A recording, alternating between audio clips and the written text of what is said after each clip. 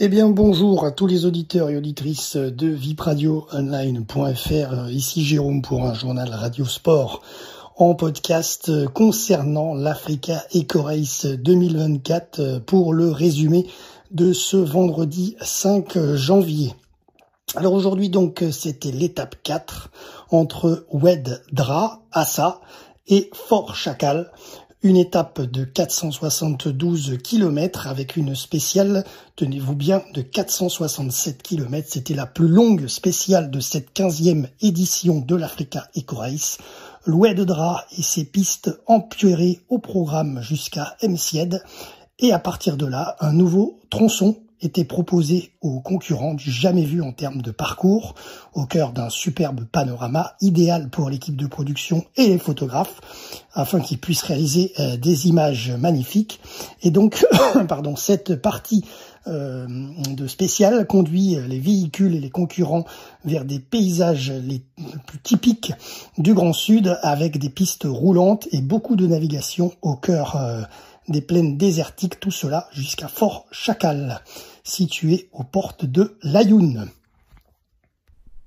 Passons maintenant au classement de ce vendredi 5 janvier sur l'Africa Eco Race. Nous sommes samedi matin et nous venons de recevoir le communiqué de presse qui est arrivé dans la nuit.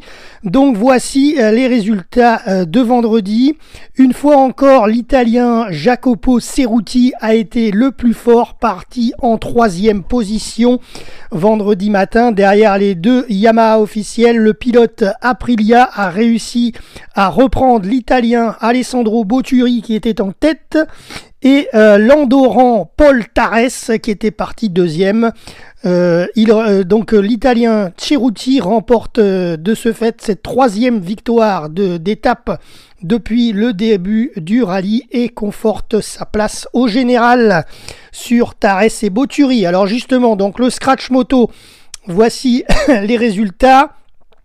Victoire de Ceruti devant Tarès, Botturi, Born 4e et Gritti 5e.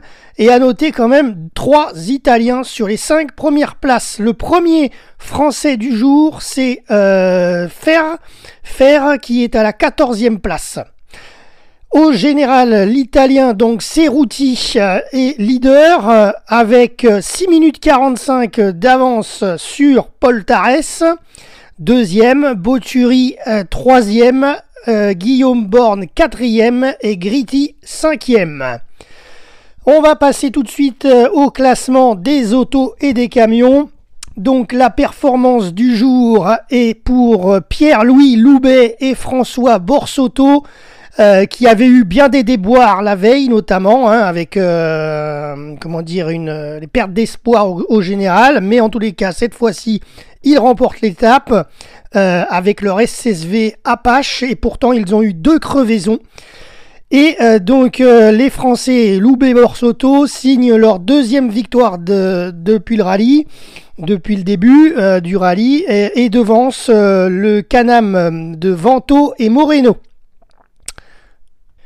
Et donc Loubet et Borsotto prennent 3 minutes 59 aujourd'hui d'avance sur Vento, 2e, Voters 3e, et les Français Paulin et Boulanger sont 4e. Allez, on passe au classement général auto-camion. Pardon, excusez-moi pour la toux. Premier du général, donc Paulin Gauthier, les Français sur Apache. Ils ont, tenez-vous bien, parce que là, les jeux sont à peine démarrés. On est à la 4e étape de l'Africa Eco Race, mais les écarts sont très importants en voiture, en autocamion. 1h37 minutes d'avance pour Paulin et Boulanger sur leurs compatriotes français Enrichi et Berset sur AT4R Polaris. Voilà, donc ils ont un tapis complet d'avance, 1h37, c'est énorme pour Paulin et Boulanger sur Enrichi, Berset 2e. Donc maintenant il faut qu'ils assurent, ils ont leur place au général. Paulin et Boulanger, maintenant il faut qu'ils assurent, on n'est qu'au début du rallye, mais enfin c'est quand même très fort. À 2 jours de la journée de repos, en plus on sera à mi-course quand même, lundi ça sera mi-course, donc c'est très fort. Bravo à Paulin et Boulanger. Les troisièmes du général, c'est Vento et Ruiz Moreno, les Espagnols. Ensuite, quatrième, Zingraf et Revest. Et cinquième, Ferrin et Kaisers, les Allemands.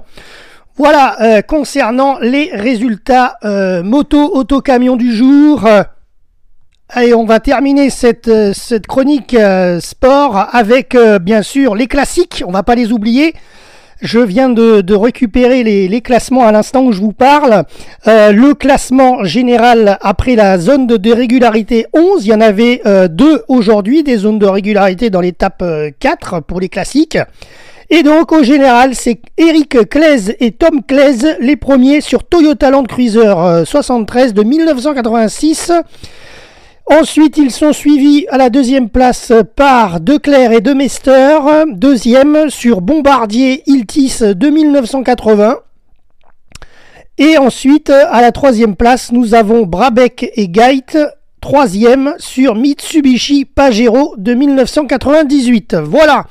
Allez, je vous dis à demain pour un prochain débrief radio RVPB concernant l'Africa Eco Race 2024. Nous serons samedi entre Fort Chacal et Dakhla. Ça sera la veille de l'étape de repos à Dakhla. Jérôme, vipradioonline.fr.